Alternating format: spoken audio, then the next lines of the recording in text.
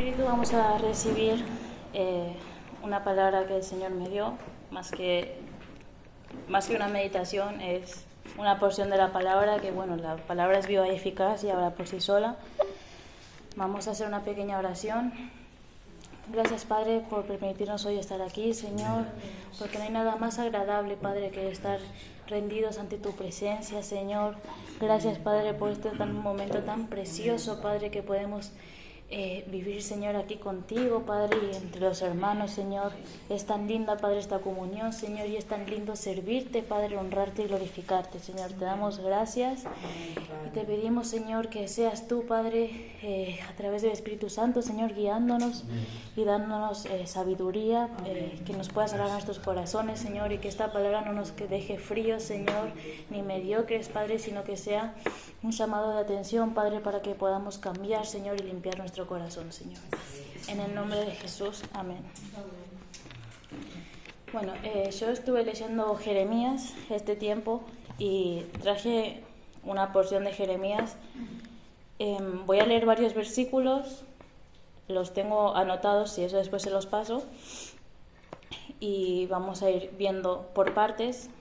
Era muy largo traer todo Jeremías, pero bueno, traje una porción. Jeremías 2:5 dice: Así dice el Señor, ¿qué injusticia vieron en mí sus antepasados que se alejaron tanto de mí? Se fueron tras ídolos sin valor y en algo sin valor se convirtieron. Todo el libro de Jeremías, bueno, apenas la primera parte es como Dios le habla a Israel a través de Jeremías por haberse prostituido su corazón adorando a otros dioses.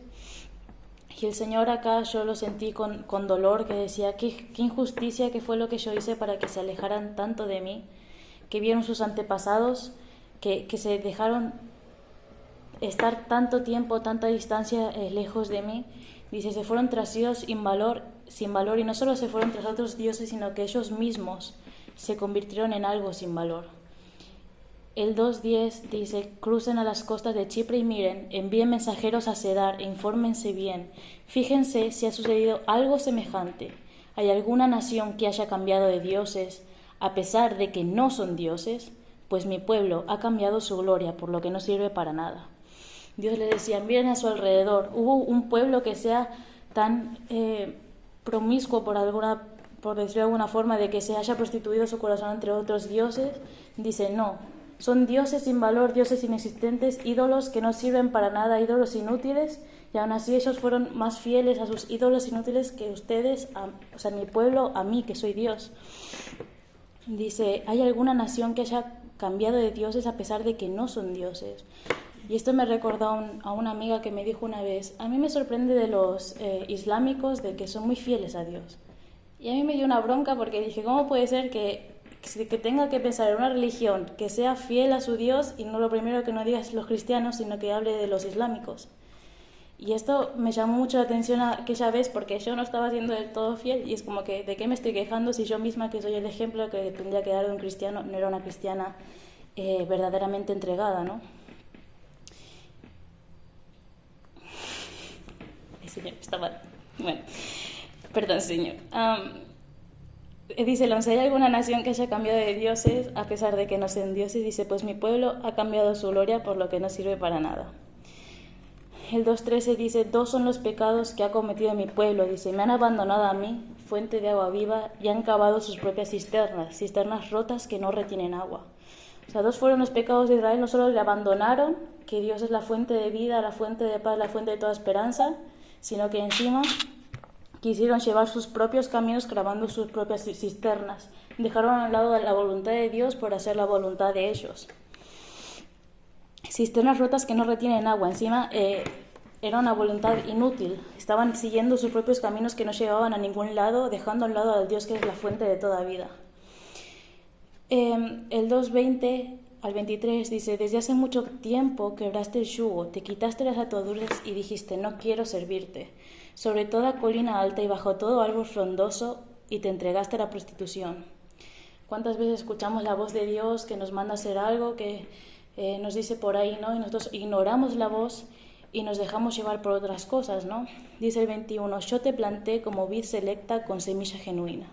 ¿Cómo es que te has convertido en una vid degenerada y extraña? Aunque te laves con lejía y te frotes con mucho jabón, ante mí seguirá presente la mancha de tu iniquidad, afirma el Señor y Dios. ¿Cómo puedes decir, no me he contaminado ni me he ido tras los Baales? Considera tu conducta en el valle, reconoce lo que has hecho, camella joven y arisca que corre por todos lados. O sea, Dios no solo estaba enojado porque se habían ido tras otros dioses, sino que encima el pueblo de Israel negaba el haberse prostituido, negaba el estar pecando, negaba el estar alejado de Dios. Y Dios enojado decía, reconoce tu error. O sea, no solamente estás pecando contra mí, estás yendo en contra de mi voluntad, te estás alejando de mí, estás adorando a dioses inútiles, sino que encima no estás reconociendo tu error. Y eso somos nosotros, que tenemos 2000 ídolos, aunque no tengan estampita, que cada día seguimos y dedicamos nuestro tiempo, nuestro esfuerzo, y encima no somos capaces ni de reconocer a Dios. Dios, perdóname por haber prostituido el altar de mi corazón. Y yo cuando estaba leyendo Jeremías, para mí era muy fuerte porque yo estaba como que wow, tuve que leer varios capítulos más de una vez seguido, porque literalmente podía ver como cuando en la feria que se juega con las balas de fogueo que se da a las latas, pero yo veía literalmente figuras de porcelana como se iban rompiendo mientras yo iba leyendo Jeremías. Y ese era Dios rompiendo los altares a ídolos que tenemos en nuestro corazón, a ídolos inútiles. Y por eso yo iba leyendo varias veces, porque es muy fuerte. Porque esto no es una cosa del pueblo de Israel, pero cuando empecé a leer Israel, al capítulo 2, yo ya estaba, bueno, este Israel que terco, que desobediente. Después leí que Jeremías estuvo 23 años advirtiendo al pueblo de Israel, y el pueblo de Israel nunca se dio la vuelta, nunca reconoció durante 23 años, y yo diciendo, este Israel, y después digo, a ver, yo tengo 21, tampoco estoy tan lejos del pueblo de Israel que no obedecía, y le pedía perdón al Señor, porque esto es algo que uno cada día se tiene que examinar, a qué le estamos dedicando tiempo, a qué le estamos dedicando nuestros recursos, cuál es el ídolo que tenemos en nuestra vida, ¿no? El 2.27 dice, a un trozo de madera le dicen, tú eres mi padre, y a una piedra le repiten, tú me has dado a luz. Me han vuelto la espalda, no quieren darme la cara. Pero les llega la desgracia y me dicen, levántate y sálvanos. ¿Dónde están, Judá, los dioses que te fabricaste? Tenés tantos dioses como ciudades. Deciles que se levanten, a ver si te salvan cuando caigas en desgracia. ¿Por qué litigan conmigo? Todos ustedes se han rebelado contra mí, afirma el Señor. A mí esta parte me pareció muy fuerte. Porque es cierto, porque nosotros confiamos en el trabajito, confiamos en lo que dice el médico, confiamos en lo que yo estoy viendo, en lo que tengo en mi casa, en cómo mis padres me criaron, pero después cuando vemos que estamos ahogados de todas partes, con el filo contra la pared, ¡ay, Señor, sálvame! No, dice el Señor, ¿dónde estuviste? O sea, no me estuviste buscando nunca, y ahora que estás en peligro, que me necesitas, ahora me llamas. Ahora anda y decile a todos esos dioses que te levantaste tantos como ciudades, deciles que se levanten y te salven, a ver si tienen el poder que yo tengo. Pero preferiste irte tras esos ídolos antes que servirme a mí. El 3.6 dice, durante el reinado del rey Josías, el Señor me dijo, ¿has visto lo que ha hecho Israel la infiel? Se fue a todo monte alto y allí, bajo cada árbol frondoso, se prostituyó. Yo pensaba que después de todo esto, ella volvería a mí, pero no lo hizo. El 3.19 dice, yo mismo dije, ¿cómo quisiera tratarte como a un hijo y darte una tierra deliciosa, la heredad más hermosa de las naciones? Yo creía que me llamarías Padre mío y que nunca dejarías de seguirme, pero tú, pueblo de Israel, me has sido infiel como una mujer infiel a su esposo, afirma el Señor. Acá yo podía ver el dolor del Señor de decir, hiciste de todo. O sea, te fuiste a todos los dioses, te prostituiste de 1000 formas, y yo creí que después de jugar con eso un rato, vendrías, reconocerías tu error y me llamarías Padre. Pero no lo hiciste, no reconociste tu error, no volviste a mí. Dices, ¿cómo quisiera tratarte como a un hijo y darte una tierra deliciosa, la heredad más hermosa de las naciones? Y esto me hablaba de que a veces pedimos bendición de Dios y pedimos, Señor, manda tu lluvia, pero estamos yendo detrás de otros ídolos, estamos lejos de Él, no lo reconocemos como Padre.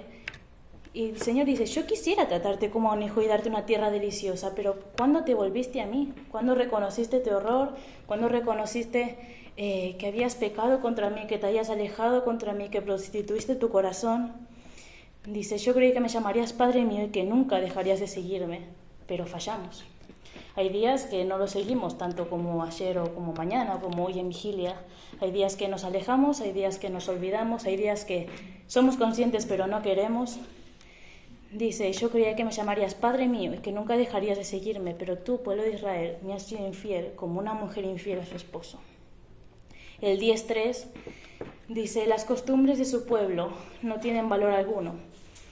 Cortan un tronco en el bosque y un artífice lo labra con un cincel. Lo adornan con plata y oro y lo afirman con clavos y martillo para que no se tambalee. Ni siquiera son capaces de sostenerse solo los ídolos que nosotros nos creamos. Son tan inútiles que no se sostienen ni por su propia forma, sino que no existirían si nosotros mismos no los adoráramos.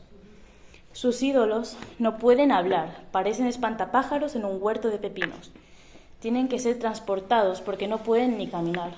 Dice, no les tengan miedo porque no les pueden hacer ningún mal, pero tampoco ningún bien. O sea, no descansen, no confíen en esos ídolos de madera que ustedes tienen porque no pueden hacer ni bien ni mal. No hay nadie como tú, Señor. Grande eres tú. Grande y poderoso es tu nombre. ¿Quién no te temerá, Rey de las Naciones? Es lo que te corresponde. Entre todos los sabios de las naciones y entre todos los reinos no hay nadie como tú. Acá Jeremías lo exaltaba porque hay una versión que dice que los ídolos que se hacía el pueblo de Israel eran objeto de burla.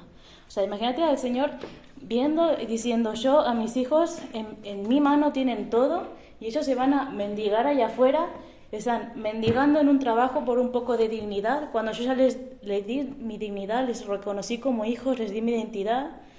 Van allá afuera y se conforman con una pareja que los respeta de vez en cuando, que les muestra amor de vez en cuando yo soy el Dios de amor y tengo todo el amor para dar.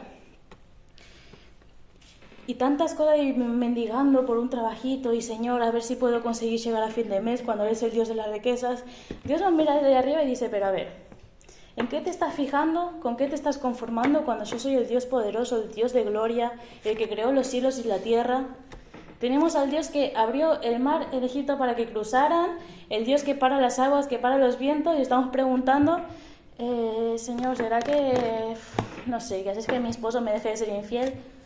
¿O será que me das un trabajito los sábados o un cochecito? Aunque valga, no sé, aunque esté todo roto, pero Señor. Y nosotros mismos somos los que limitamos a Dios. Porque Dios no tiene límites, pero nuestro pensamiento, nuestro conformismo, nuestra mediocridad de ser humano es la que limita a Dios. Y Dios es mucho más grande que cualquier pensamiento que podamos tener. Y uno de los cánceres del ser humano es el conformismo y la mediocridad. Tanto en el cristianismo como fuera, o sea, para el ateo, para el agnóstico, para el budista, pero mucho más para el cristiano. Porque el que no tiene a Dios es él solo contra el mundo, pero nosotros tenemos a Dios de nuestro lado y estamos limitando el poder de Dios, estamos limitando lo que es Dios. Y nosotros no somos nadie para decir quién o quién no es Dios y qué puede y qué no puede hacer. Todos son necios e insensatos, educados por inútiles ídolos de palo. De Tarsis se trae plata laminada y de Ufaz se importa oro. Los ídolos, vestidos de color azul y carmesí, son obra de artífices y orfebres. Todos ellos son obras de artesanos. Pero el Señor es el Dios verdadero, el Dios viviente, el Rey eterno. Cuando se enoja tiembla la tierra, las naciones no pueden soportar su ira. Así les dirás, los dioses que no hicieron los cielos ni la tierra, desaparecerán de la tierra y de debajo del cielo. Dios hizo la tierra con su poder, afirmó el mundo con su sabiduría, extendió los cielos con su inteligencia. Cuando Él deja oír su voz, rugen las aguas en los cielos, hace que se levanten las nubes desde los confines de la tierra, entre relámpagos desata la lluvia y saca de sus depósitos al viento. O sea, Dios le decía, anda a decirles a aquellos que los ídolos que no hicieron ni cielo ni tierra van a desaparecer. Todos, porque Dios es el único hacedor, es el creador. Y les decía, afirmaba que el único que permanece es Dios y que todo lo demás desaparecerá, porque no tiene ni valor, ni tiene vida, ni tiene poder. La humanidad es necia e ignorante, todo orfebre se avergüenza de sus ídolos. Sus imágenes son un engaño y no hay en ellas aliento de vida. No valen nada, son objetos de burla. Cuando llegue el día del juicio serán destruidos. Pero La porción de Jacob no es como aquellos, porque él es quien hizo todas las cosas, incluso Israel, el pueblo de su heredad, y su nombre es el Señor de los ejércitos. El 4:1 dice, Israel, si piensas volver a mí, vuélvete a mí, afirma el Señor. Jeremías es prácticamente todos los capítulos Dios diciéndole a Jeremías, ve y diles que yo los voy a castigar, ve y diles que voy a mandar a los ejércitos del norte, ve y diles que esto no se va a quedar así, ve y diles que yo no voy a dejar impune esa falta. Pero también estaba el Dios de misericordia, el Dios de amor, que a pesar de reconocer de que Israel se había prostituido incontables veces, le decía, si tú te vuelves a mí, si tú reconoces lo que has hecho, si tú vienes y me dices Padre, si tú vienes y me dices Señor.